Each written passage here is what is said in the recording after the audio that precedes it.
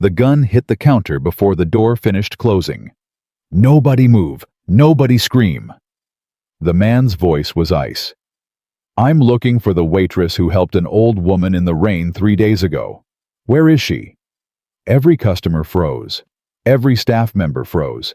Every single person except Bella Marino, who stepped forward from behind the counter, looked directly at the barrel and said, "That's me. What do you want?" She was 23 years old. She had $43 in tips and a blister on her left heel. And she had absolutely no idea that answering that question was going to change everything. Subscribe, hit the bell, and drop your city in the comments. I want to see how far Bella's story travels. It started the way most disasters do, with one small decision that felt in the moment like absolutely nothing. 6:47 p.m. A Tuesday. Rain coming down sideways off Lake Michigan. Bella Marino pushed open the side door of Bolero Cafe to drag in the sandwich board before the wind launched it into traffic, and that's when she heard it. Not a crash, not a scream, just a single small sound. "Oh." And then the unmistakable clatter of things hitting wet pavement. She didn't think. That was the honest truth of it. She didn't stop, didn't calculate, didn't weigh the pros and cons of getting her uniform soaked 12 minutes before the dinner rush. She just moved. 20 feet down the sidewalk, an older woman had caught herself against a parking meter, one gloved hand gripping the iron pole while her groceries were scattered across the concrete. Oranges rolling toward the gutter. An egg carton split open on the curb yoke, spreading into the rainwater like something sad. A baguette lying in a puddle absorbing the street. And all around her people. A full sidewalk of people callers, turned up umbrellas tilted forward, every single one of them walking past like the woman simply wasn't there. A man in a business suit literally stepped over a rolling orange. Didn't break stride. Bella was already on her knees. "I've got it. Don't bend down, the sidewalk's slippery." She was scooping oranges, pulling torn bags together, wrapping the baguette in plastic before the woman could even respond. "My dear," the woman said, and her voice, even shaken, even breathless, carried the natural authority of someone accustomed to being listened to. "You truly don't have to. The eggs are gone," Bella said matter-of-factly, standing up with a soaking armful of salvaged groceries. "But everything else made it. Here." She transferred the bags carefully into the woman's arms. "Are you hurt?" "Your wrist, you grabbed that pole hard." The woman looked at her. Not with surprise exactly, with something more careful than that. The way someone looks at an object they've just realized is worth significantly more than the price tag suggested. "I'm not hurt," she said. "Thank you." "You have a car." Bella nodded toward the idling black SUV at the end of the block.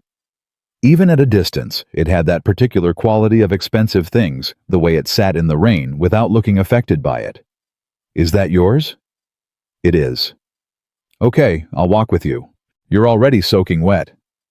"Ma'am," Bella said with the particular patience of someone who has worked a customer service job long enough to mean it, "I've been wet since I got here this morning.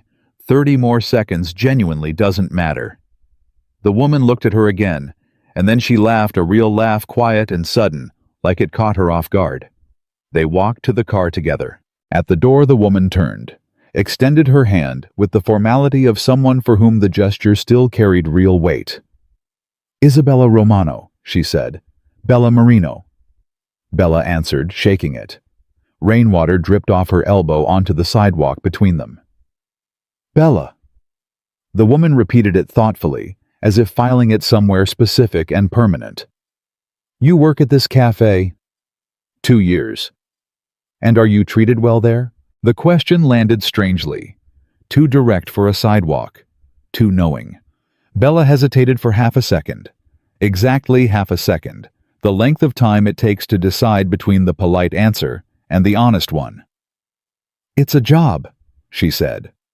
Isabella Romano nodded slowly. The way people nod when they've just confirmed something they already suspected. "Thank you, Bella Marino," she said. "You have a good heart." The SUV door closed. The car pulled into traffic and disappeared.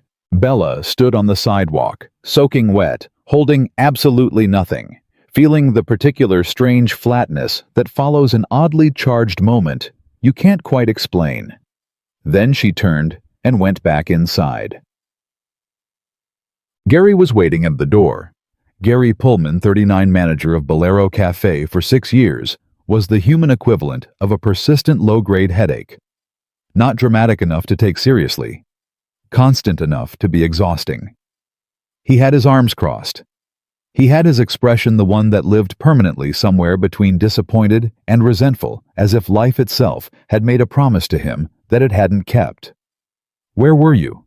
"Outside. Someone fell. I helped them." "That's not your job." "It's basic human. I don't care what it is."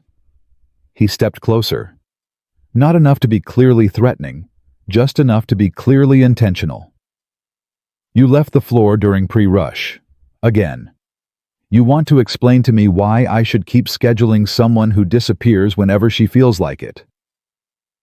Bella looked at him. She'd had this conversation, or some version of it, 11 times in the past year. She'd counted once in the break room when she was trying to decide if she was being paranoid or accurate. 11 times. Always the same structure he manufactured grounds for complaint. She stayed calm. He found a way to make her pay for it on the schedule. "I was gone for 3 minutes, Gary." "You're on close tonight." There it was. "I worked close last Thursday. And now you're working it again." He smiled, not pleasantly. "Problem?" Bella thought about $43 in her apron pocket. She thought about the utility notice on her kitchen counter. She thought about the way he'd said problem, that specific tone, that specific smile, the tone of a man who has just enough power over someone's life to find it entertaining. She thought about all of that. "No problem," she said. She walked past him to the back.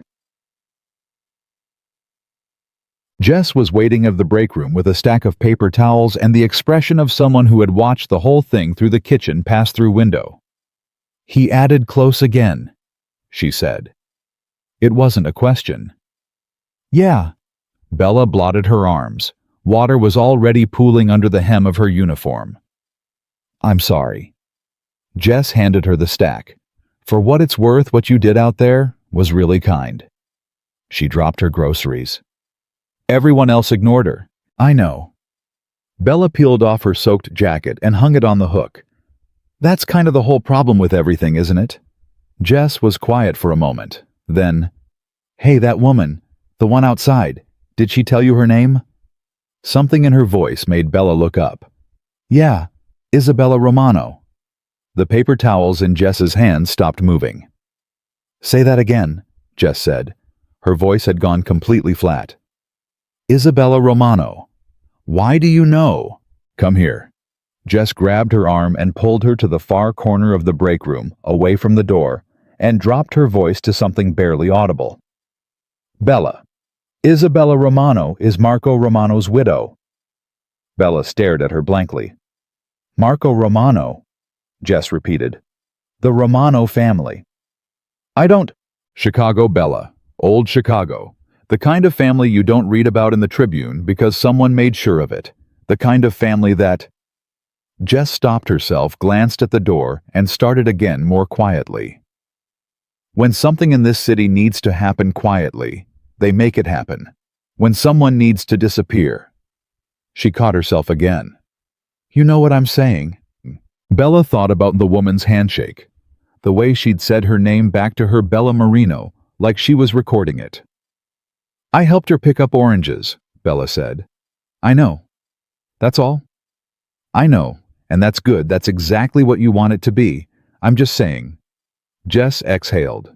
"If anyone comes asking about you tomorrow, be polite." "Why would anyone come asking?" "Bella." Her voice was very steady. "Just promise me." A beat. "Okay," Bella said slowly. "I promise." Jess nodded, released her arm, straightened up like the conversation hadn't happened. "Okay," she said. "Dinner rush in 4 minutes. Gary's already clocked your jacket as a uniform violation." Bella looked at her wet jacket on the hook. "Of course he has," she said. She worked close. She mopped the floors, restacked the chairs, counted the register, and walked home alone at 11:40 p.m. through air that still smelled of rain. Her left heel had graduated from blister to genuine grievance. Her phone showed 2 missed calls from her mother and a bank notification she immediately turned face down. In the apartment, she sat at the kitchen table and looked at the utility notice. $340. Due in 9 days. She'd been making a plan for a week. She had most of it, just not quite enough. A double shift on Saturday. Maybe selling the bike. Maybe calling the landlord again, which she hated because it required a particular kind of humility that cost her something every time. She got up, made chamomile tea she didn't want, and stood at the kitchen window watching the alley. Kindness returns wearing different shoes. Her mother used to say that. Some old Italian proverb she'd carried over from her grandmother, delivered regularly at kitchen tables and school pickups, and exactly the moments when it was most irritating to hear, when the grocery store let the old man ahead of them in line, and they were already late, when her mother stopped to give directions to a tourist and they missed the bus when Bella was 12, and her mother bought lunch for the woman sitting alone outside the library, and they couldn't afford their own groceries that week. But Mom, it cost us something. Everything worth doing costs something. Bella Mia, the return just doesn't always look like you expect. Bella washed her mug dried, it put it away. She had an 8 a.m. shift. She needed to sleep. She almost made it. Her phone lit up at 11:58 p.m. Jess, a text. Bella, I know you're asleep, but I just need you to know I looked it up. The Romanos. Just so you understand what I mean. A pause. 3 dots. Their oldest son is Dante Romano. He runs everything now. His father died 3 years ago. Another pause. He's not someone people say no to. Bella stared at the messages in the dark of her bedroom. Then one more came through. I'm sure it's fine. I just wanted you to know. Sleep well. Bella set the phone face down on the nightstand. Sleep well. She lay in the dark for a long time, listening to the city outside her window, and thought about the way Isabella Romano had said her name. The deliberate quality of it. Like punctuation at the end of a sentence that hadn't been finished yet. Bella Marino. She thought about the driver who hadn't moved until he was needed. The SUV that sat in the rain without looking affected by it. She thought, this is nothing. People are kind to strangers every day, and nothing happens. She thought, go to sleep. She closed her eyes. 6 hours later, she was standing outside Bolero Café with her key in her hand, looking through the glass door at 4 men in dark suits who were looking directly back at her. And she understood, with the particular clarity of a moment that reorders everything before and after it, that something had already shifted. Not because they were frightening, because they weren't. The one in front looked at her through the glass with calm, level eyes and said something to Gary that made Gary move immediately to unlock the door. The lock clicked. The door opened. Bella, Gary said, and his voice had lost something she'd never noticed was in it until it was gone. Some low-frequency current of dismissal that had been running underneath every syllable he'd ever directed at her. It was just gone. Please, he said, come in. Bella looked at the 4 men. She looked at Gary's face. She thought of her mother's proverb, and she stepped inside. Miss Marino. The one in front spoke first. Controlled, professional, not unfriendly. My name is Vincent. I work for the Romano family. Mrs. Romano asked us to come this morning. He reached slowly, very slowly, one careful hand into his jacket and produced a cream-colored envelope. Her name on the front. Fountain pen. Real ink. Bella Marino. Like she'd known exactly who to ask for. She would like you to join her for breakfast, Vincent said. Today, if you're willing. Bella didn't reach for the envelope yet. Why? She said. Vincent's expression shifted slightly. Not quite a smile, but adjacent to one the way a closed door is adjacent to an open one. Because you helped her, he said. when no one else did. The cafe was dead silent. Jess hadn't moved from the kitchen doorway. Gary hadn't moved from behind the host stand. The two men near the entrance stood with the easy stillness of people who had learned long ago that stillness was its own kind of language. Bella reached out and took the envelope. She opened it. 3 lines. Fountain pen. Unhurried and certain. You showed kindness when it was inconvenient. That is rare. Please allow me to thank you properly. Bella read it twice, folded it, straightened her apron. Give me 5 minutes, she said. In the break room, Jess appeared before Bella had even put down her bag. Are you going? Yes. Okay. Jess exhaled. Okay, good. That's right. Is it, Bella? Jess took both her hands, which she had never done before, which meant she was either very serious or very frightened, and from the look on her face it appeared to be both. This woman lost her husband 3 years ago. Her son runs the family now. He doesn't. People don't refuse things that come from that family. Not because they're forced to. Because you don't want to be the person who made it weird. Jess. What? She wrote me a note on nice paper asking me to breakfast, Bella said. She's not threatening me. I know. She just wants to say thank you. I know. Jess's grip tightened very slightly. Just please be careful. Please be exactly who you are. Don't try to be something different in that house. Don't try to be impressive. Don't just be you. Okay. That's what got you this far. Bella looked at her. This far was a strange phrase for a breakfast invitation. I'll be back by afternoon, Bella said. She walked back out. Gary was already talking something about staffing, about the morning rotation, about how she couldn't just leave, and Vincent simply looked at him. One look, quiet and absolute as a closed account. Gary stopped. This afternoon, Vincent said pleasantly. Miss Marino will return. Thank you for your understanding. Gary said, Of course. Of course. 2 words she had never once heard him direct at anything involving her welfare in 2 years of work. Bella walked out the door into the cool morning. Both SUVs were running. Vincent held the rear door open. She got in. The city moved past the tinted glass. Her neighborhood, her streets, the corner where she bought groceries, the intersection where she waited for the bus, all of it sliding by like a film reel of her ordinary life, already beginning to feel like something she was watching from a distance.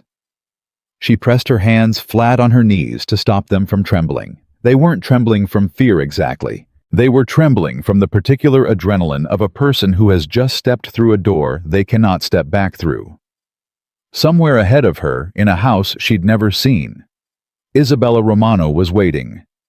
And somewhere in that same house, though Bella didn't know this yet, couldn't know it yet, Dante Romano had already been told her name, had already said very quietly to the man standing in his office doorway, "Tell me everything about her."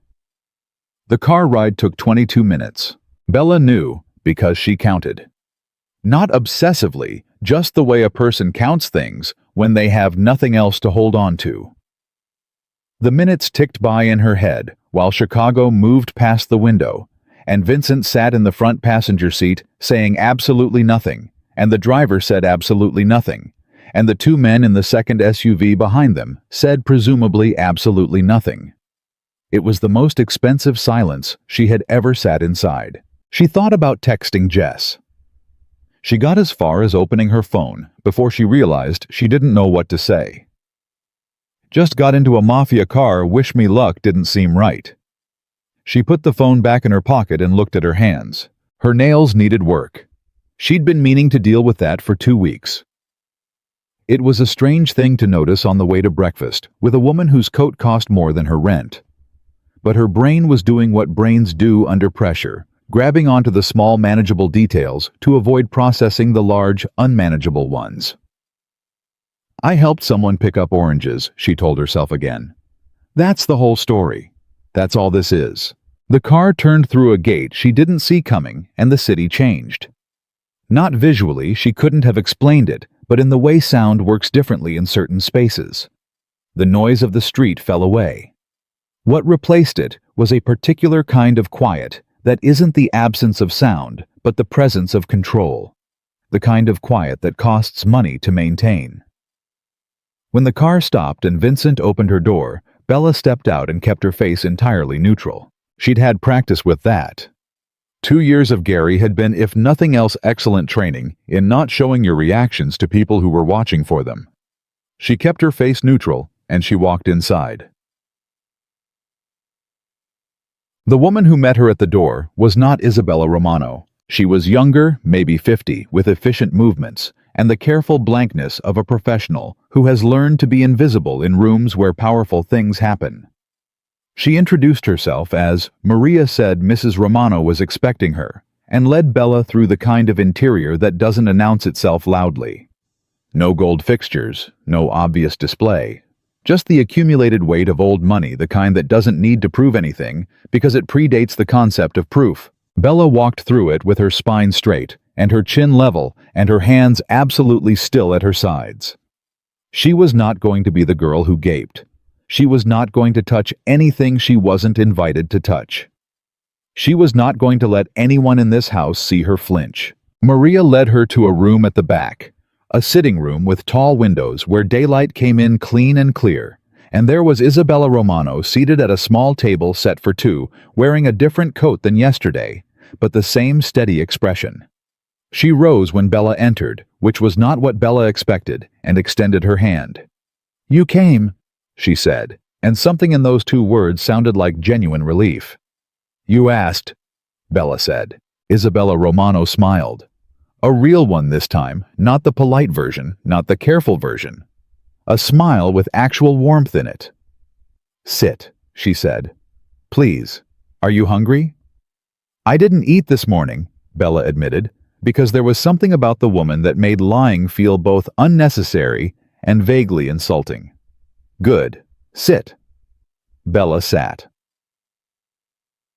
What? The food came without being ordered.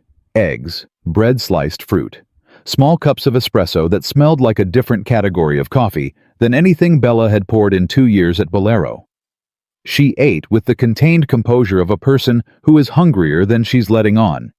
And Isabella watched her with that same measuring quality, and for a few minutes neither of them said anything important.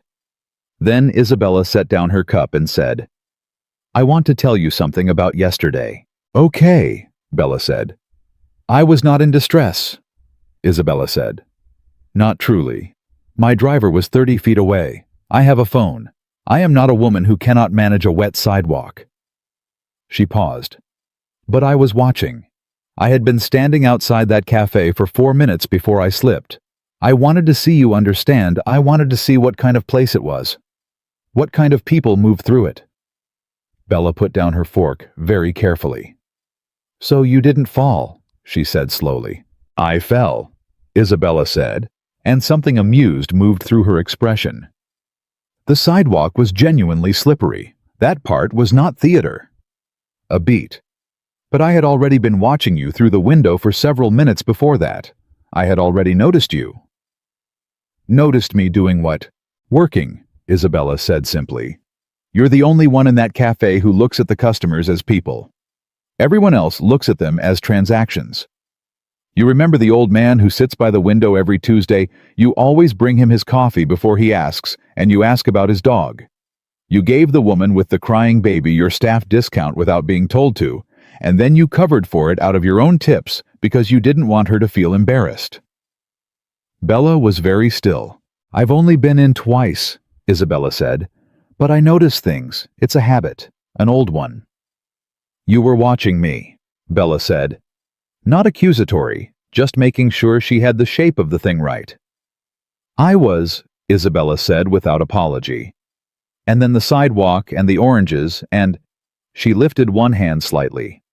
"You didn't hesitate, not for a second. You just moved." "It wasn't a decision," Bella said honestly. "It just happened." "I know," Isabella said. "That's the part that matters." A beat passed between them, short, but the kind of beat that shifts the weight of a conversation. "Mrs. Romano," Bella said carefully. Why am I here? Not I'm not being rude. You want to understand the transaction, Isabella said.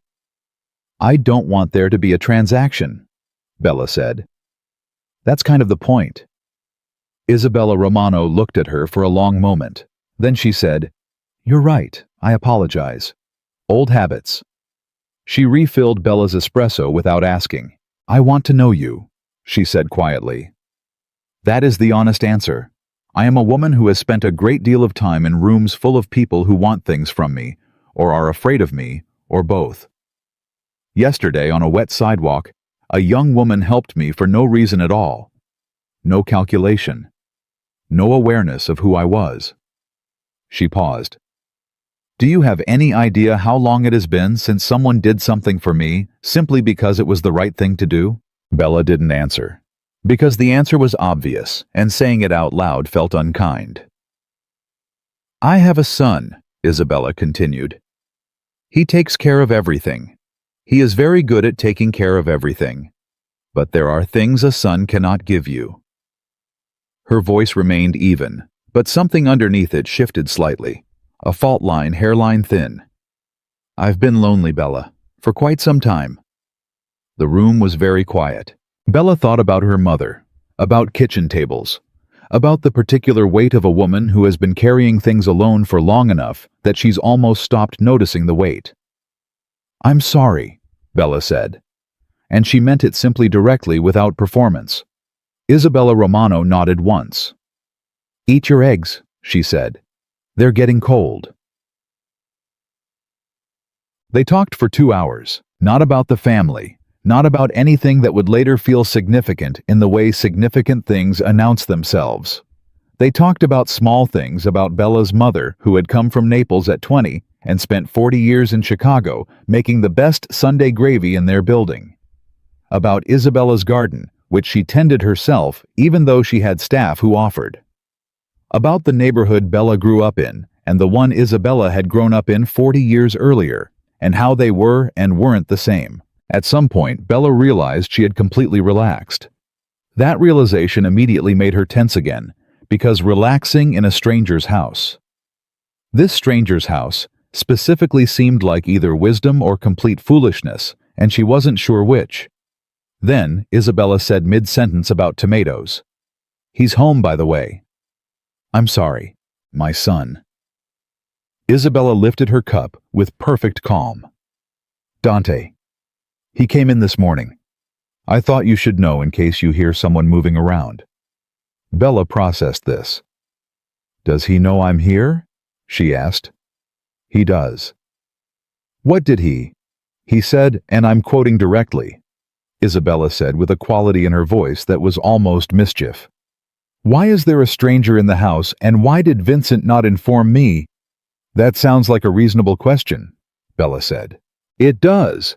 I told him I invited you. He asked who you were. I told him you were the young woman from yesterday. A pause. He went quiet for a moment. Then he asked, what cafe? Why would he ask? Because, Isabella said carefully, Dante knows that building. He knows the owner. There are some, she chose her next word with visible deliberateness, arrangements regarding certain properties in that area. The cafe building is one of them. Bella set down her cup. Arrangements, she repeated. Financial ones, Isabella said. Nothing that affects you directly. But it landed that word directly in a way that implied indirectly was a different matter. Mrs. Romano, Bella said slowly, does my manager know who owns the building he works in? Isabella met her eyes and said nothing, which was, Bella understood its own kind of answer. She had just enough time to begin processing what that meant when the door opened.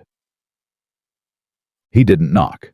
Not rudely, just with the easy certainty of someone who has never had to knock in his own home, who moves through spaces as though they arrange themselves around him by habit. Dante Romano was taller than she'd somehow expected, though she didn't know what she'd expected. Lean in the way of a person who moves a lot, not in the way of a person who doesn't eat. Dark hair. A face that was handsome in the precise architectural way of people who've never had to work at being noticed. He was wearing a dark shirt sleeves pushed up a watch that Bella's eyes bounced off of automatically. He looked at his mother first, then at Bella. His eyes were the same as his mother's, that direct measuring quality. But where Isabella's gaze felt like an assessment, made with warmth.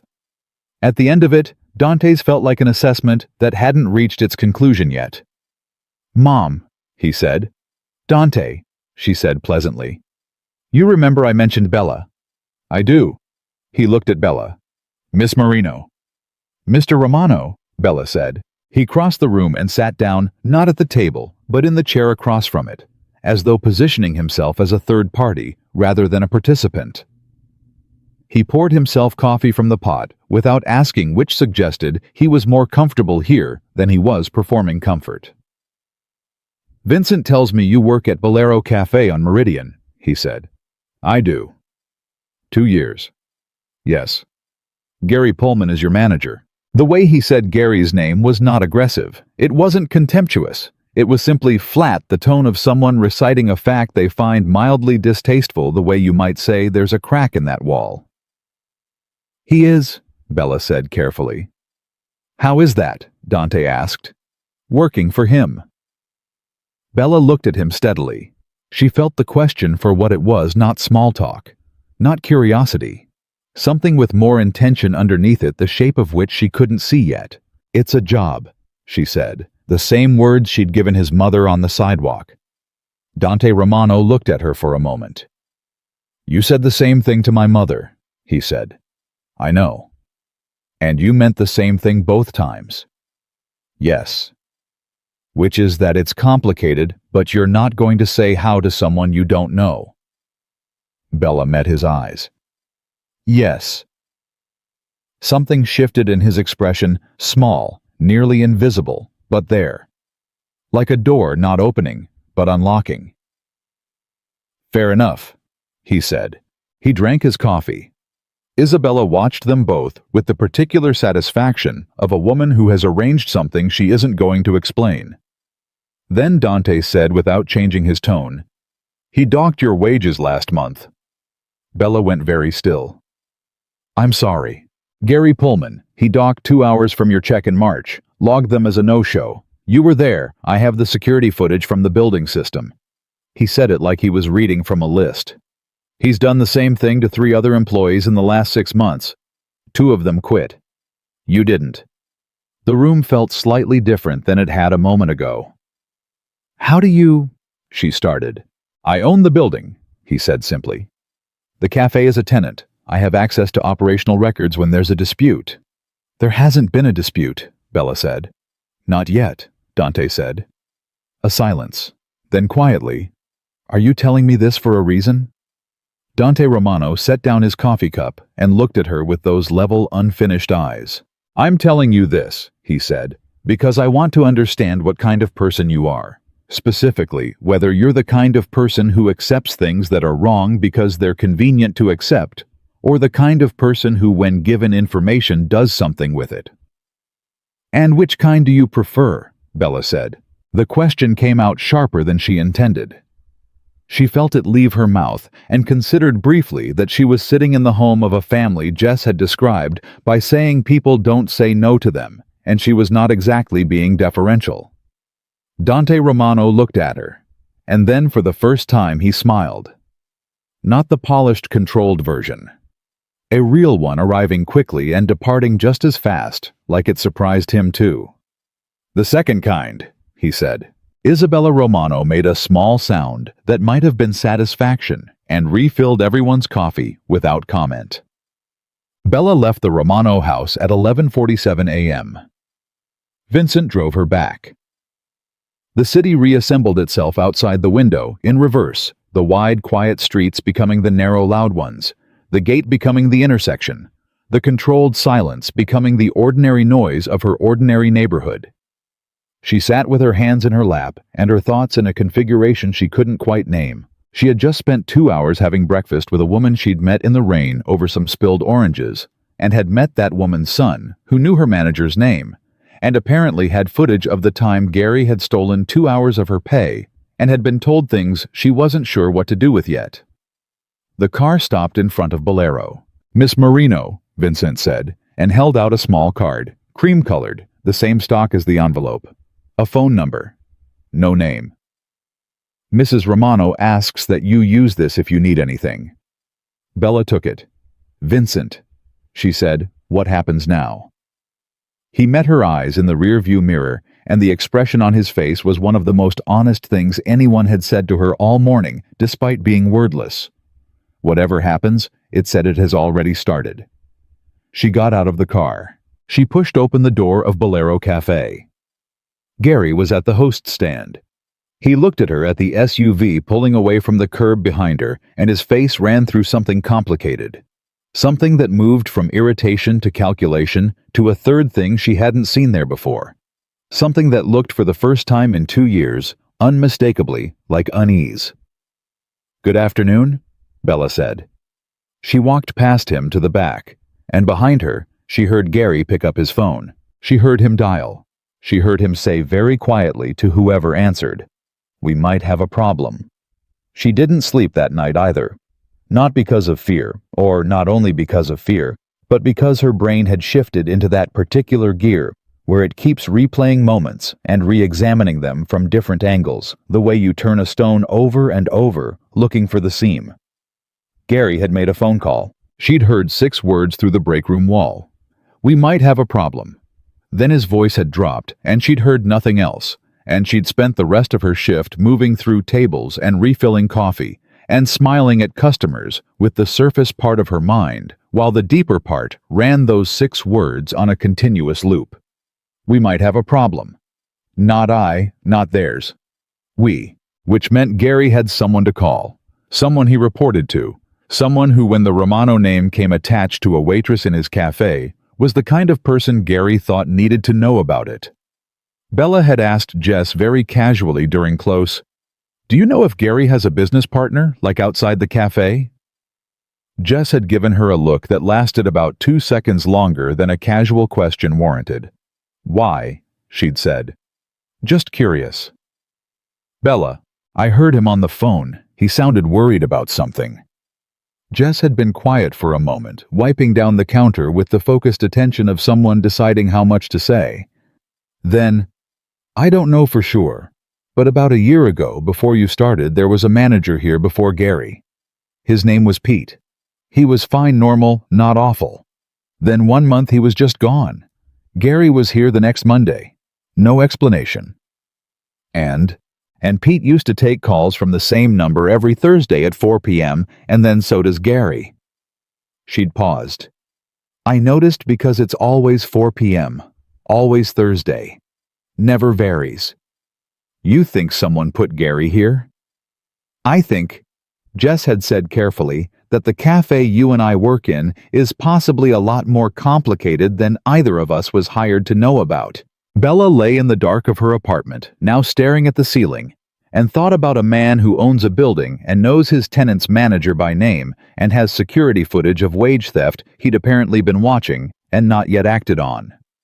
Why had Dante Romano been watching and not yet acted on it? That question had a shape she didn't like. She picked up her phone, set it down. Picked it up again and opened a search browser. She typed Romano Family Chicago. The results were careful. Curated in the way that powerful things are curated when they've had decades to ensure their own curation. A construction company. A philanthropic foundation, the Isabella Romano Foundation for Community Development, established 3 years ago. A real estate portfolio she couldn't find the edges of. An obituary for Marco Romano. 61, beloved husband and father, services private. Nothing that said what Jess had said. Nothing that confirmed the thing everyone in certain Chicago neighborhoods apparently understood without needing it confirmed. But nothing that denied it either. She typed Dante Romano. 1 photograph. A charity gala 3 years ago. The kind of event where photographs exist because they need to exist for appearances, but no one is encouraged to linger on them.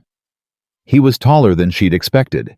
Even in a photograph, she'd already thought that about him in person, and the image confirmed it was a consistent quality rather than a trick of the room. He was looking at something off camera with an expression she recognized now. That unfinished assessment. Whatever he was looking at, he hadn't decided about it yet. She closed the browser, stared at the ceiling. He smiled, she told the ceiling. When I pushed back, he smiled. The ceiling had no useful commentary on this. She put the phone face down and tried to sleep, and at about 2 a.m., she almost managed it before her phone buzzed once with a text from a number she didn't recognize. She reached for it. One line. The call Gary made tonight was to a man named Ray Cofield. You should know that name. V. Vincent. Bella sat up in bed. She read it twice. Then she typed back, "Why should I know that name?" 3 minutes passed. Then, because he's the reason Pete Halloran no longer manages that cafe. And 3 other managers before him. She stared at the screen. What does he want with the cafe, she typed. The response took longer this time. Almost 5 minutes. She sat in the dark holding the phone, and when it finally came through, it was only 4 words. That's the right question. She was at work by 7:45. Not because her shift started at 8, it did, but because she'd given up on sleep at 5:30 and had nowhere better to think than in motion. She made herself coffee in the break room, stood at the window that looked out on the alley, and thought about Pete Halloran and 4 managers and a man named Ray Cofield, and a building whose ownership she now understood differently than she had 48 hours ago. Jess arrived at 8:05 and found her already on the floor. You look like you slept badly. I slept fine, Bella said. You have the face you get when you've been thinking since 3 a.m. I don't have a face. You absolutely have a face. Jess lowered her voice. What happened? After I left last night, what happened? Bella considered how much to say. The shape of what she knew was still incomplete, and she had a strong instinct, new but already firm, that incomplete information shared in the wrong direction could become a problem. Nothing, she said. I just didn't sleep well. Jess looked at her for a moment. She was smart enough to know she was being managed. She was also kind enough to let it go. Gary called in sick, she said instead. Bella looked up. What? 20 minutes ago. Migraine, apparently. District is sending a fill-in manager for the day. A beat. Some guy named Carl. Never met him. Gary never calls in sick. I know. In 2 years he has never... I know, Bella. They looked at each other. Okay, Bella said carefully. Okay. Let's just have a normal day. The door opened, and the first customers of the morning came in, and for approximately 2 hours, it was almost a normal day. The man arrived at 10:15, not through the front door, through the side entrance near the kitchen that was technically staff only, but had a lock that Gary had broken and never fixed.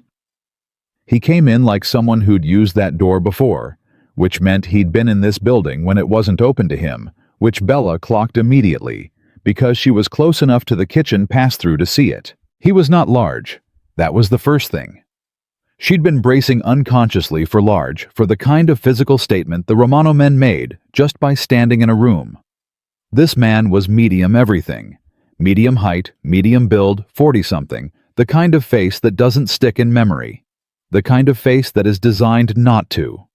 He went straight to the back without speaking to anyone. Bella watched him cross the floor.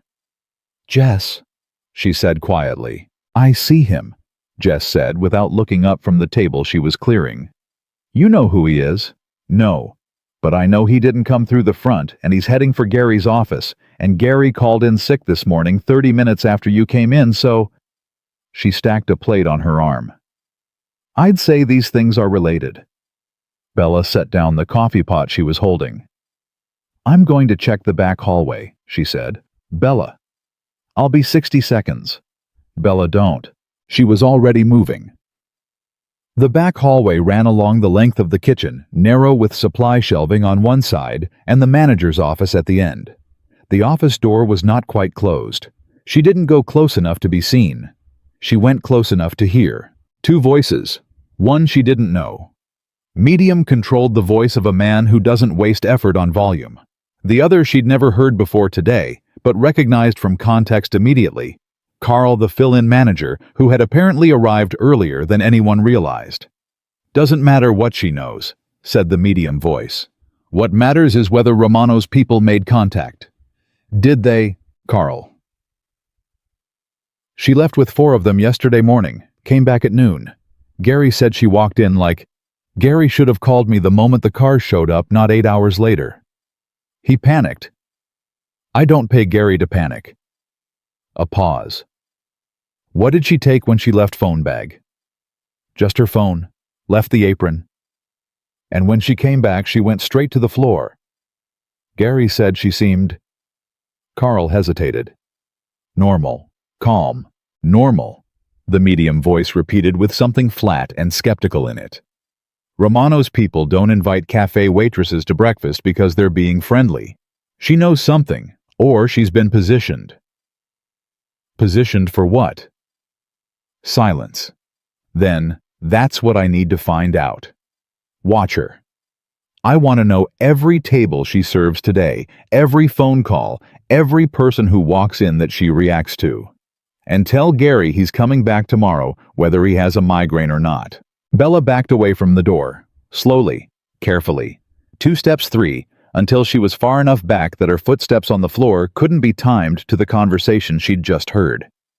Her heart was doing something emphatic in her chest, but her face, she was very sure of her face. She walked back onto the floor. 60 seconds, Jess said. "Yep." Bella picked up the coffee pot. "Table 4 needs a refill." Bella. "Not here," she said quietly. "Later." She walked to table 4 and refilled their coffee with a steady hand and a smile that she had 2 years of practice making look real. And in her apron pocket, her thumb found the cream-colored card with the phone number on it, and she pressed it between her fingers like an anchor. She texted the number on her break. "Bathroom, door locked, 45 seconds. There's a man in the back office. Not Gary, not staff. He came through the side door and he's been watching me. He knows I left with your people yesterday. He said I've been positioned. I don't know what that means, but I don't think I should be here right now." She sent it before she could think better of it, stood very still. 12 seconds. The reply came from a different number than Vincent's. Shorter. Less careful. "Don't leave. Don't change anything. Act normal." Someone is already outside. The number wasn't saved. She had no way to know who sent it. But the quality of the text, the economy of it, the assumption of immediate compliance, gave her a fairly specific idea. She pocketed the phone, flushed the toilet for credibility, and walked back out onto the floor. The medium-built man had moved from the back office to a small table near the side wall. The kind of table that has a clear sightline to the whole room without drawing attention to itself. He had a coffee that someone had brought him. He wasn't looking at his phone. He was looking at the room. When Bella came back around the counter, his eyes moved to her and then away with the practiced disinterest of someone who is very interested. She had a choice in this moment. She knew it clearly. She could be frightened and show it, in which case he would know she'd heard something she wasn't supposed to hear. She could be frightened and hide it, which was better, but required the kind of sustained performance that burns a lot of energy. Or she could do the thing that her body was, somewhat to her own surprise, actually inclined toward. She walked directly to his table. "Can I get you anything else?" she said. Same voice, same smile. The one that was true enough to pass professional enough to cover. He looked at her. She looked back. "Just the coffee," he said. "Of course." She lifted the pot. "I don't think I've seen you in before. Are you new to the neighborhood?" A beat, almost imperceptible. "Just passing through," he said. "Well, the coffee's good here." She set the pot down. "Let me know if you need anything." She walked away. Her hands were trembling. Not visibly, she'd learned how to tremble on the inside years ago when her father left and her mother cried at the kitchen table, and Bella had to be the one to go to school and pretend everything was fine. But the energy had to go somewhere, and it went to the small muscles of her forearms where no one could see it. She served 3 more tables. At 11:20, she heard the front door open, and the particular quality of stillness that entered the room with it made her look up before she registered why. Dante Romano. Not 4 bodyguards, not Vincent. Just Dante in a jacket moving with that same quality of spatial certainty. Not aggressive, not performative. Just a man who has never once had to second-guess whether he belongs in a room. He scanned the cafe once, found her, then moved to a table. A table nowhere near the man by the side wall, but with a sightline to him, and sat down. He picked up the menu he didn't need to read. His eyes came up over the top of it and met hers across the room. He was here. That was the message. Not in words, in presence.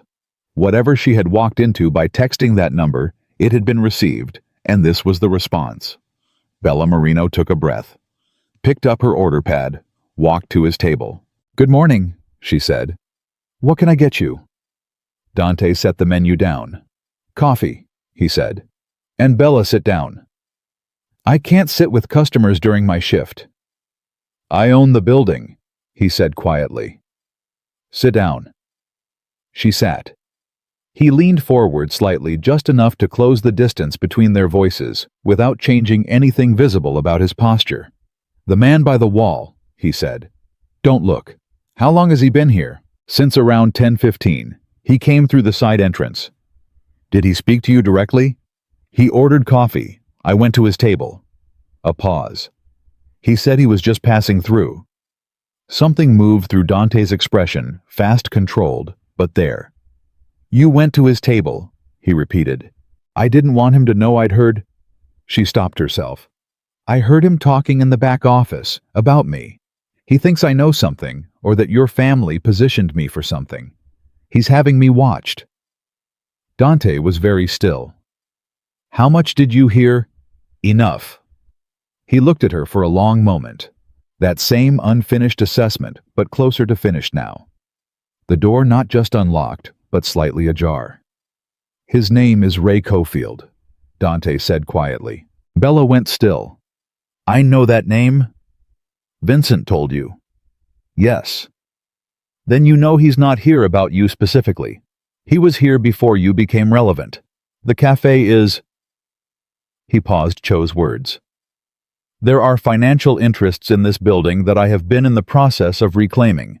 Cofield works for the people those interests belong to. Your involvement with my mother complicated his timeline. Because now your people are connected to this building. Because now I have a reason to move faster." Bella processed this. "So I'm not in danger," she said. "I'm a complication in someone's business schedule." "You are not in danger," Dante said, and the steadiness in his voice was not reassurance. It was statement of fact, the kind of fact that has enforcement behind it. "But I need you to do something that will feel counterintuitive." "What?" "Stay." His eyes held hers. "Finish your shift. Act as though this morning is a normal morning. Can you do that?" She thought about 2 years of Gary's face. 2 years of close shifts and docked hours and $43 tips, and the particular daily practice of making normal out of things that weren't. "Yeah," she said. "I can do that." Something in Dante Romano's expression shifted that door opening by another degree. "Good," he said. She stood up, picked up her order pad. "Your coffee," she said. "Still black." He almost smiled again. "Still black." She walked to the counter. Behind her, she heard the chair shift slightly as Dante Romano settled in, and she knew without looking that his eyes had moved to the man by the wall, and that whatever had been set in motion between those two people long before she ever walked into it had just shifted into a different phase. All because of oranges. All because of rain. All because she had moved without thinking toward a stranger when everyone else kept walking. She poured the coffee. Her hands were completely steady now. Ray Cofield left the cafe at 12:43. Bella knew the exact time because she'd been tracking him with the peripheral awareness of someone who has learned over the past 72 hours that paying attention to small details is the difference between being ahead of a situation and being inside it without a map. He didn't look at her when he left. That was deliberate, she understood that now. A man like Cofield didn't telegraph his attention. He'd spent the whole morning making her feel unwatched, which was itself a form of watching. Dante had left 20 minutes before him. No goodbye, no signal. He'd simply settled the check with cash, stood up, and walked out with the same quality of unhurried certainty he'd arrived with. But as he passed the counter, he'd set something down next to the register without breaking stride. A business card, face down. Bella had palmed it without looking at it, slipped it into her apron pocket alongside the cream card from Isabella, and waited until she was in the bathroom to read it. One side, Dante Romano Holdings. The other side, handwritten in the same decisive script she was beginning to recognize tonight. 7. Send your address to this number. Come alone. She'd stood in the bathroom for a full minute deciding what she thought about that. Then she'd texted the number, the address of her apartment building, and gone back to work. Jess had found her at the end of the lunch rush, cornered her near the supply shelf, and said in a voice stripped of all its usual lightness, "The man who was sitting by the wall. I looked him up on my phone. Bella, his name is Ray Cofield," Bella said. Jess stopped. "I know," Bella said. "I'm handling it." "You're handling it," Jess repeated. "You, a waitress, are handling Ray Cofield." "I'm not handling him. Someone else is. I'm just staying in my lane and not panicking." Bella, that man has been connected to 3 arson investigations in the last 5 years, and none of them went to trial. The supply shelf was cold against Bella's back. "I know," she said again, more quietly this time. "Do you actually know, or are you saying that to sound calm?" A beat. "Both," she admitted. Jess put both hands over her face briefly, the gesture of a woman who is frightened and loves her friend, and understands that neither of those things changes what's already in motion. "What do you need from me?" she said, finally dropping her hands. Bella looked at her. "Just be normal. The rest of today, just be completely normal. Can you do that?" "I've been doing that since Monday," Jess said. "I'm exceptionally good at normal." Despite everything, Bella almost smiled. "Yeah," she said. "You really are." He arrived at 7 exactly. Not the SUV, a different car, darker lower. He was alone, which surprised her, or almost alone. She spotted someone in a parked car across the street when she buzzed him up. The particular stillness of a person maintaining a perimeter. But Dante came through her lobby door by himself, and that felt like its own kind of statement. Her apartment, seen through the eyes of someone who had been in the Romano house that morning, was approximately the size of their breakfast room. She'd made that calculation in the 10 minutes between his text, confirming he was on his way, and his actual arrival, and had resolved very firmly not to feel embarrassed about it. He walked in, looked around once, not rudely, not assessingly. Just the glance of a person entering a new space, and then looked at her. "Thank you for this," he said. "I know it's irregular." "I've had an irregular week," Bella said. "Sit down. Do you want coffee?" "Please." She made it in her small kitchen while he sat at her table, and there was something surreal about the domesticity of it, about the sound of her kettle and her cabinet doors, and the ordinary ritual of coffee-making happening, while Dante Romano sat 4 feet away, and the city hummed outside her window. She set the cup in front of him and sat across the table. "Tell me about Cofield," she said. He wrapped both hands around the mug. "What do you want to know?" "Everything that explains why he was in my workplace this morning acting like I'm a chess piece." Dante was quiet for a moment. The kind of quiet that isn't reluctance but organization. Someone deciding not whether to speak but where to start. "My father built this city," he said. "Not all of it, but enough of it that the parts he didn't build still have his fingerprints on the outside. When he died, he left behind a portfolio, real estate contracts arrangements with people who'd been operating within our structure for years. Arrangements like the cafe, Bella said. The cafe building was purchased through a holding company in 2019.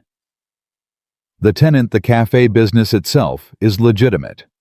But the building's ownership has been used as a financial instrument, a way of moving money through a legitimate business cycle. He paused. Cofield has been using it. Not on behalf of my family, that's the part that took time to establish. After my father died, certain assets were quietly redirected. Cofield was one of the people who did the redirecting. He stole from your family. He reclassified, Dante said with a dryness that under other circumstances might have been funny. Several properties, the cafe building among them. I've been building a legal case for 14 months. The cafe is the cleanest piece of evidence because the financial trail there is simplest. And Gary, Bella said. Gary was installed by Cofield 18 months ago to maintain operational control of the building without attracting attention. Gary files reports, manages staff, keeps the business running, and once a month he transfers a maintenance fee to a shell company that routes back to Cofield. Bella thought about this. About 2 years of Gary. About the close shifts and the docked wages and the way he'd looked at her since Monday with something new behind his eyes. He's been stealing from me, she said. Gary, the docked hours. Yes. And you had footage of it. For 4 months. Why didn't you? She stopped. Because moving on, Gary prematurely would have spooked Cofield and collapsed the case, Dante said. He held her eyes when he said it. Not defensively, just directly with the specific honesty of someone who has decided that honesty is the only currency worth spending in this conversation. Bella understood it. She didn't like it, but she understood it. How many other employees has he done it to? In this location, 6 over the past 18 months. 3 quit. 2 filed complaints with the district manager who it turns out reports to the same shell company. So they went nowhere. They went nowhere. She sat with this for a moment. All those people, all those small deliberate thefts, all those hours that didn't appear on checks, all those complaints that vanished into a structure designed to eat them. What happens now? She said. The case is ready to file. I've had a meeting with the state attorney's office that happened this morning after I left the cafe. The indictment will move forward by end of week. He paused. Cofield being at the cafe today was not coincidence. He has a source in my organization, I don't know who yet, who told him that my mother had contact with an employee there. He came to assess the exposure. And what did he assess? That you're a complication. Dante's voice was even. In his calculation, a cafe employee who has had contact with my family and has potentially heard or seen things relevant to his operation is someone he needs to either manage or remove. The word remove sat in the air between them. Bella looked at it. By remove, she said carefully.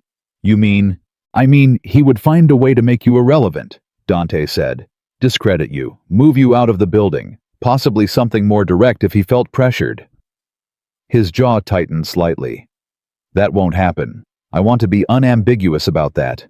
Because I'm useful to your case. Because you are under my family's protection, Dante said, and his voice shifted into something lower and more absolute. And that is a different thing entirely. The kitchen was very quiet. Bella thought about her mother's proverb, about shoes, about the particular shape of a return that doesn't look like what you expected. Your mother, she said. She knew about all of this when she invited me to breakfast. My mother, Dante said slowly, knew that the cafe was connected to a situation I've been managing for over a year. She didn't know you specifically. She noticed you, and then she fell on the sidewalk. Genuinely fell. That part is true, and you helped her. And when she came home and said your name, he paused. I told her who worked at that building. I knew the staff roster. I run due diligence on every property I'm reclaiming. You already knew my name. I knew a Bella Marino 23 two-year employee good record, no known associations with Cofield's network. He met her eyes. She knew a young woman who ran through the rain to help a stranger. Those turned out to be the same person. Bella absorbed this. So, when she invited me to breakfast, she wanted to meet you because of who you are, Dante said. What I wanted was to understand whether your connection to her was a security issue, whether Cofield had somehow put you in her path deliberately. And within about 4 minutes of meeting you, I concluded you were exactly what my mother said you were. A pause. Something moved through his expression, not quite the smile, but the thing before it. Someone who ran through the rain for no reason. It wasn't no reason, Bella said. She needed help.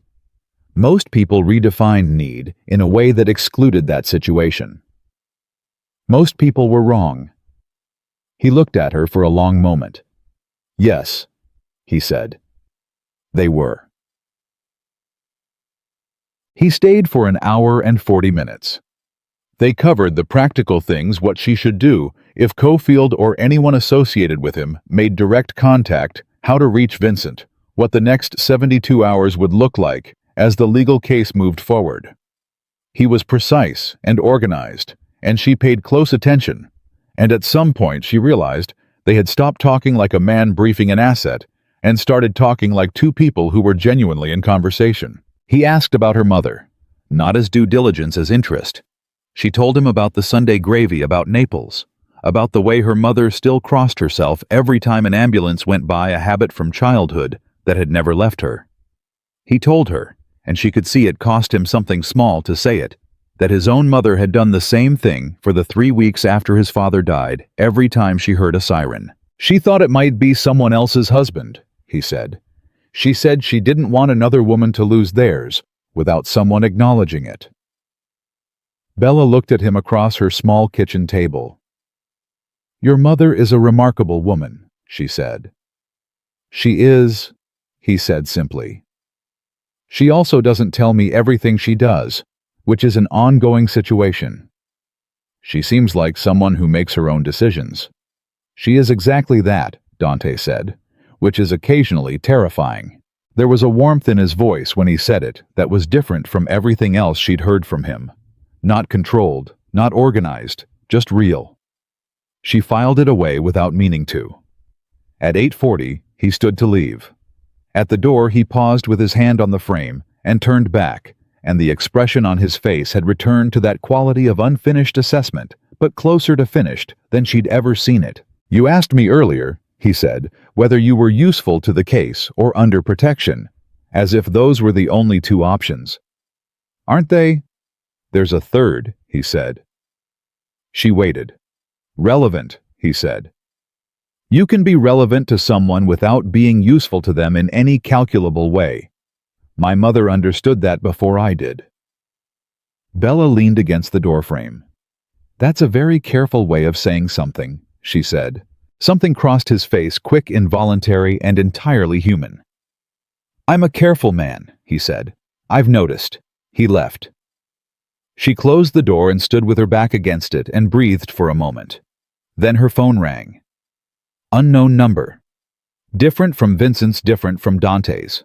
She answered because by this point in the week, answering unknown numbers had become simply part of the operational reality of her life. Miss Marino. A voice she didn't recognize. Male, flat, deliberate. My name isn't important. What's important is that you understand something very clearly. Her hand tightened on the phone. I'm listening, she said. You've been spending time with the Romano family. That's your business. But the Romano family has enemies, and those enemies have long memories, and the people around the Romanos, the peripheral people, the new people, they don't always have the protection they think they have. A pause. I want you to ask yourself something. Ask yourself whether a woman who pours coffee for a living is prepared for what happens when she becomes a liability to both sides of a war she didn't start. Is that a threat? Bella said. Her voice was very level. She was proud of it. It's a question, the voice said. A friendly one. Think it over. The call ended. Bella stood in her apartment with the phone in her hand and the city outside her window and the particular cold clarity of a person who has just had a line crossed in front of them and has to decide immediately and without the comfort of time what that means. She opened her texts. She typed to Dante's number. Someone just called me. Male. Said I should think about whether I'm prepared to be a liability to both sides. Different number than Cofield. She sent it. Waited. 30 seconds. Don't go anywhere tonight. Vincent will be outside in 10 minutes. I'm sorry this moved faster than I expected. Then 3 seconds later, a second message. Are you okay? She looked at those 3 words for a moment. The specificity of them. Not are you safe, Vincent was handling safe. Not did he threaten you, she'd covered that. Just are you okay? She typed back, I'm okay. I'm angry, but I'm okay. His response came immediately. Good. Angry is useful. Scared is manageable. Okay is what matters. Bella set the phone down on her kitchen table next to his coffee cup, which she hadn't cleared yet. She realized and sat down in the chair where he'd been sitting, and thought about a woman in the rain with oranges rolling into the gutter and the 36 hours since that moment, and the distance between who she'd been when she ran out the cafe door, and who she was right now sitting alone in her kitchen with a Romano's coffee cup at her elbow, and an unknown enemy's voice still vibrating in the air. She wasn't afraid. That was the strange part. She'd expected fear had braced for it, had its shape memorized from years of smaller threats and tighter months, and Gary's particular brand of low-grade intimidation. What she felt instead was something clearer. Something with edges. She picked up the phone again. She called her mother. Her mother answered on the second ring, the way she always did, with the immediate warmth of a woman who never screens calls from her daughter. Bella, how was work? Eventful, Bella said. Mom, that proverb you always say. Kindness returns wearing different shoes. My grandmother's, her mother said. Why? What kind of shoes were you picturing? Bella asked. When you said it. A small silence. Her mother thinking, really thinking, the way she always did when Bella asked something real. I always pictured good ones, she said finally. Strong ones. Ones that had walked a long way to get there. Bella looked at the coffee cup. Yeah, she said quietly. Me too. Outside, a car was pulling up to the curb. Vincent right on time, taking his position with the quiet permanence of someone who has been given a job and intends to do it completely.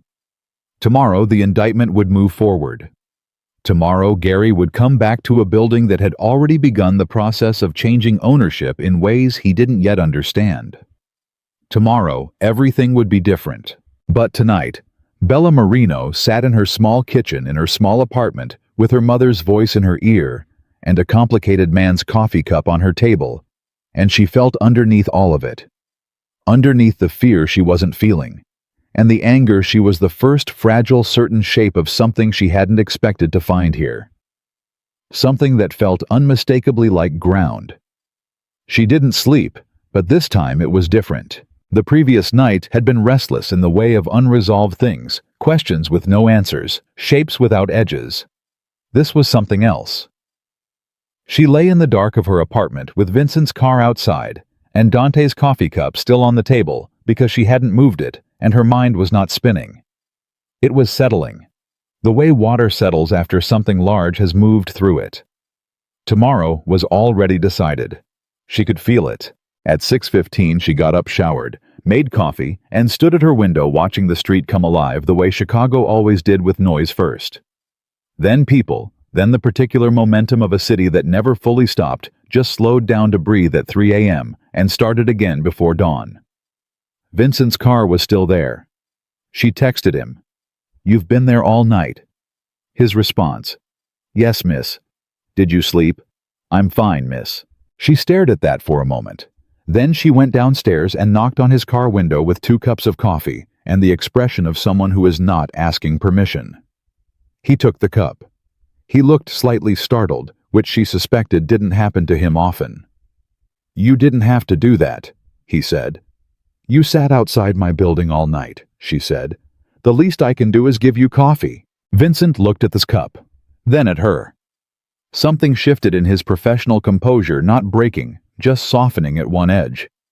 "Thank you, Miss Marino," he said, and the way he said it was different from all the previous times, less formal, more real.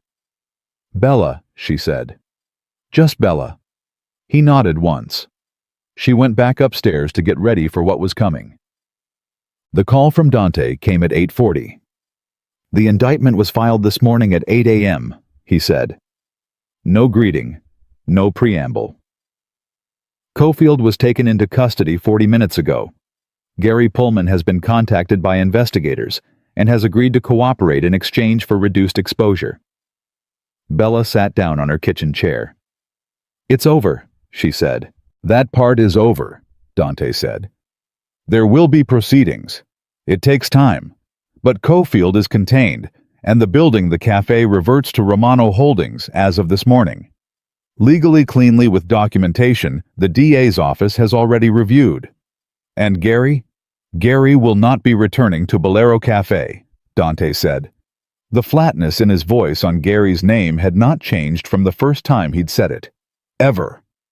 She absorbed this. The other employees, she said. The ones he stole from, the docked wages. Restitution is part of the cooperation agreement. The amounts were documented. Everyone who was shorted will be made whole. A pause. Including you. I don't need... It's not charity, Bella. It's what was taken. There's a difference. She closed her eyes for a moment. Okay, she said. I need you to go to the cafe this morning, he said. Not to work. I mean, you can work if you want. The cafe is still open. The staff still needs covering. But I need you there because I'm coming at 10, and there are things to discuss with the building that I'd like you present for. Why me? A pause. Shorter than his usual pauses.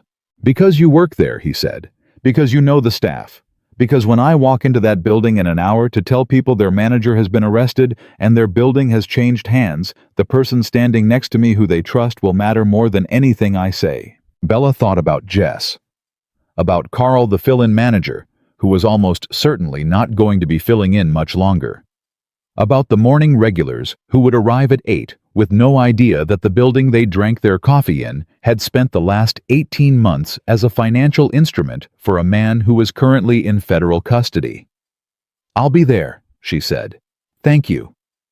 She was about to hang up when he said, Bella. Yeah, the call last night, the unknown number. We identified it. Her hand tightened on the phone. And it was one of Cofield's people. He's also in custody as of this morning. It was a last attempt to create enough fear that you'd distance yourself and weaken our witness position. Another pause. It didn't work.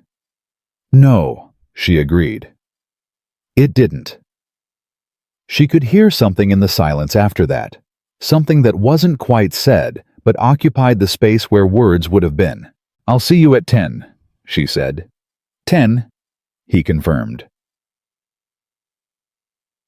Jess was already at the cafe when Bella arrived. She was standing behind the counter with her arms crossed and the expression of a woman who had spent the night reading news alerts on her phone and had arrived at work with more information than anyone had given her, and a lot of feelings about that. Ray Cofield was arrested this morning, she said before Bella was fully through the door. I know. Gary is cooperating with federal investigators. I know. The cafe building apparently belongs to Romano Holdings. Jess uncrossed her arms.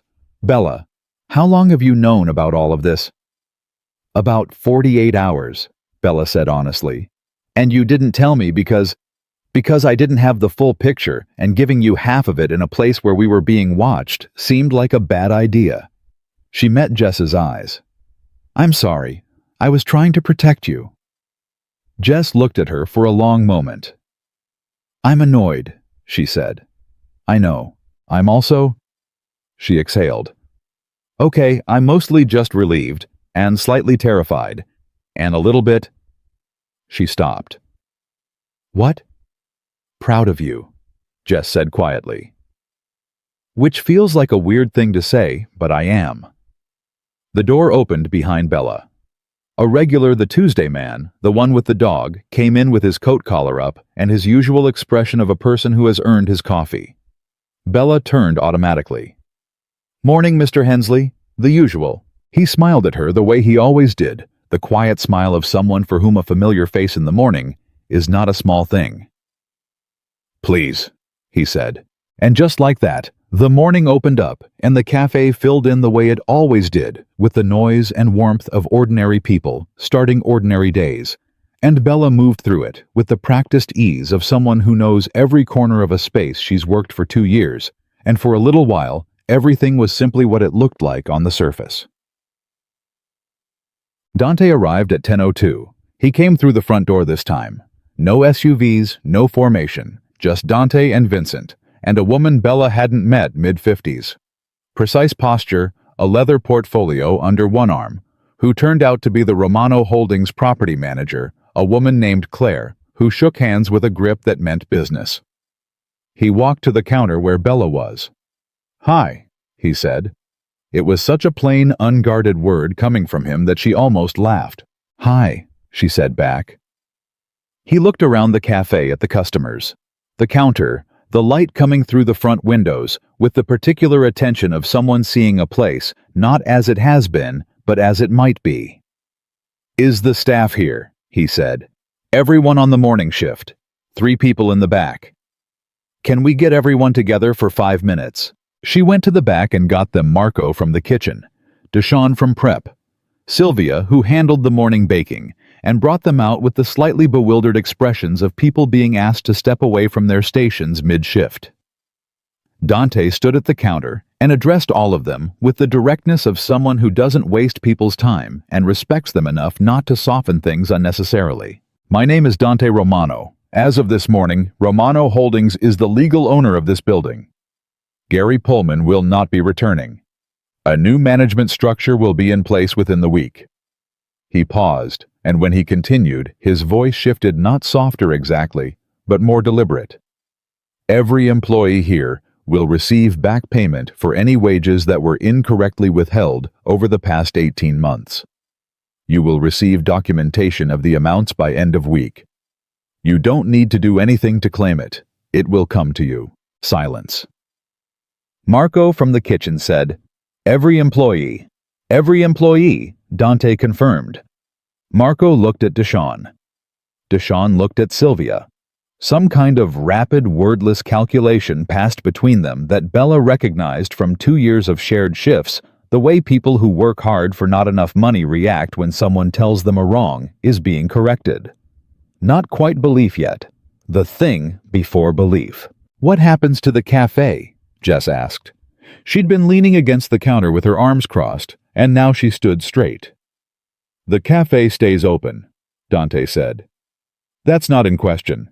The business is legitimate, and the staff is—" He paused briefly. "The staff is good. That's been documented." "Documented how?" Jess said. "I've been a customer here twice in the past 3 months," he said. "Claire has been in 4 times. He nodded toward the property manager. "We know what this place is when it's run correctly." Jess looked at Bella. Bella looked at her coffee cup. "So who runs it now?" Sylvia asked. "Interim management from our holdings team until we find a permanent solution," Claire said, speaking for the first time. Her voice was efficient and warm in equal measure. "We're not looking to disrupt anything. We're looking to stabilize it." The staff absorbed this with the cautious relief of people who have been burned enough times to not fully exhale yet. Bella understood it. She felt it herself, that careful, provisional hope that doesn't quite open its hands until it has evidence. "Okay," she said to her people to the room. "Back to work. The morning rush isn't going to cover itself." They went. The moment dissolved back into the ordinary. Dante turned to her. "Can you sit for a few minutes?" In Yishwet, they sat at the corner table. The one with the best sightline. The one Bella had always privately thought of as the real table in the cafe. The one where you could see everything at once. Claire set a folder on the table and opened it. "We want to talk to you about the cafe specifically," Dante said. Bella looked at the folder. "Why?" "Because we're looking at 2 options for permanent management," Claire said. "And both of them involve this building in a different way than it's been operated. The first is bringing in a Romano Holdings manager, which is clean and simple but loses something." She paused. "The second is a partnership structure." Bella looked at her, then at Dante. A partnership with whom? She said. With you, Dante said. The table was very quiet for a moment. I'm a waitress, Bella said. You've been running this floor effectively for 2 years, while your manager actively undermined the operation, Claire said without inflection. You know every regular customer, every supplier, every staff dynamic. You managed this morning's announcement better than most senior managers I've worked with would have. I didn't do anything this morning. You went and got your colleagues from the back, Dante said. You stood next to me when I spoke to them. They looked at you before they decided whether to believe me. He held her eyes. That's not nothing. That's everything. Bella looked at the folder. What kind of partnership? She said carefully. Equity share, Claire said. 20% of the cafe business. Operational management with support from our team. Salary commensurate with the role roughly 3 times what you're currently making. She slid a page across the table. These are the preliminary terms. You don't need to decide today. Bella looked at the page. The numbers on it were not dramatic in the way of sudden wealth. They were just enough. Solidly, completely sustainably enough. Enough for the utility notices to stop. Enough for her mother's medication without skipping dinner. Enough to breathe without calculating every breath. Why, she said slowly, would you give equity to someone you met 4 days ago?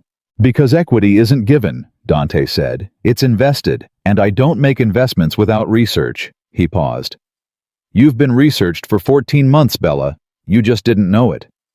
She sat back. That should probably bother me more than it does, she said. Probably, he agreed. Does your mother know about this? Something moved through his face. It was partly her idea. Bella laughed. It came out of her before she could manage it, a real laugh, short and sudden with actual feeling in it. Of course it was, she said. Dante Romano watched her laugh and made no effort at all to hide what was on his face when he did. She called her mother at noon on her break, standing in the alley behind the cafe, where the pigeons held their proceedings, and the city noise was familiar and continuous above her. Something happened, she said. Her mother's voice was immediately attentive. Good or bad? I don't entirely know yet. Both maybe, mostly good. She pressed her back against the wall. Mom, that proverb, about kindness. Yes. I need to tell you something that's going to sound completely insane. Bella. Her mother's voice was warm and steady, and exactly what it had always been. I raised you in Chicago on a waitress's salary, and sent you to school, and watched you become someone I'm proud of every single day. Nothing you say to me is going to sound insane. Bella looked up at the strip of sky above the alley. I helped someone pick up her groceries in the rain, she said, and it changed my life. A pause. Then her mother said very quietly, I told you. You told me. The shoes, Bella. I always told you about the shoes. They weren't shoes, Bella said. It was more complicated than shoes. It's always more complicated, her mother said. That's why it matters. 3 weeks later, the sign in the window of Bolero Cafe was new. Same name, same coffee, same Tuesday man with his dog, same morning regulars, same corner table with the good sightline. But the sign had a small addition, clean, simple text below the logo, Bella Marino Manager. Jess had cried when they put it up. Not the dramatic kind, the quiet kind standing next to the window with her coffee, the kind of crying that happens when something goes right, that you'd stopped expecting to go right. You deserve this, she'd said. We all worked here, Bella said. Don't do that. Accept it. Bella had looked at the sign. Okay, she'd said. Thank you, Isabella. Romano came in on Tuesdays now. Always the same table near the window, always the same order espresso, the pastry with the lemon filling, and always the same quality of unhurried presence, like someone who has found a place that gives them something they'd been missing and intends to return to it indefinitely. On the 3rd Tuesday, she'd taken Bella's hand when she brought the espresso and held it for a moment without speaking. My grandmother used to say, Isabella said finally, that the people who come to us through small kindnesses are sent, not by chance. Sent. My mother says something similar, Bella said. Smart women, Isabella said. Both of them. She let go of Bella's hand and picked up her cup. Dante came in on Thursdays. He always ordered black coffee and always took the corner table and always stayed for exactly as long as the conversation lasted, which was never a predictable amount of time. They had talked about the case, about the proceedings, about the other properties Romano Holdings was reclaiming. They had talked about his father and her mother and the specific shape that Chicago took at 4 a.m. when neither of them could sleep. They had talked about what it meant to be responsible for people really responsible, not just structurally, but morally, and that conversation had lasted 2 hours and ended without conclusion, and both of them understood that was fine. He had not kissed her. He had not said anything that could be classified as declaration or proposal, or any of the tidy emotional categories that stories are supposed to move toward. But on the fourth Thursday when he left, he'd stopped at the door and turned back. My mother asked me something last week, he said. What did she ask? She asked whether I'd figured out yet that relevant and important are the same word. He held her eyes from across the cafe. She's usually right about these things. Bella held his gaze. Tell her I said she's right, she said. She'll say she knows, he said. She does know, Bella said. He left. She watched the door close and turned back to the counter and found Jess standing there with an expression of theatrical exasperation, poorly concealing genuine happiness. I'm not saying anything, Jess said. Good, Bella said. I'm just not saying anything very loudly. Jess? You're welcome, Jess said, and went back to work. That evening after close, Bella sat alone at the corner table with the good sightline and a cup of coffee she'd made herself and the keys to the cafe on the table in front of her. 2 keys on a plain ring, the front door and the back. Ordinary metal, no weight to them beyond what keys weigh. And yet, she kept picking them up and setting them down again, turning them over in her hand, feeling the particular gravity of things that don't look significant but are. She thought about a Tuesday evening in October, 6:47 p.m., rain coming sideways off Lake Michigan, a sandwich board, and a door, and a woman's voice saying, "Oh," in the way that means something has gone wrong. She thought about not thinking, about just moving. She thought about all the people on that sidewalk who had kept walking, who had looked at a woman struggling in the rain and done the calculation and kept walking, and she thought about how easy it would have been to be one of them. How completely understandable. How cold it was. How late she was already. How thin the margin between her own ordinary life and catastrophe already was. She thought about how none of that had mattered, not because she was exceptional, not because she was brave in any rehearsed, decided way, but because when the moment arrived, small, wet, unremarkable something in her had simply refused to keep walking. That refusal had cost her nothing and returned something she didn't have language for yet. Something that felt like ground, like standing on something solid that had been shaky for as long as she could remember. She set the keys down. Outside, through the front window, Chicago moved through its evening cars and people and light, and the continuous low roar of a city that is always in every direction in the process of becoming something. Bella Marino, 23 years old, manager of Bolero Cafe, 20% equity partner, daughter of a woman who had carried a proverb across an ocean and delivered it at kitchen tables and school pickups until it finally completely arrived. Picked up her coffee and looked at her city and understood with the clean and total certainty of something that has stopped being a question that this was not an ending.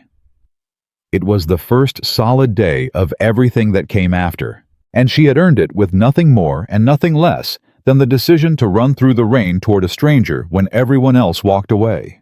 That was the whole story. That had always been the whole story.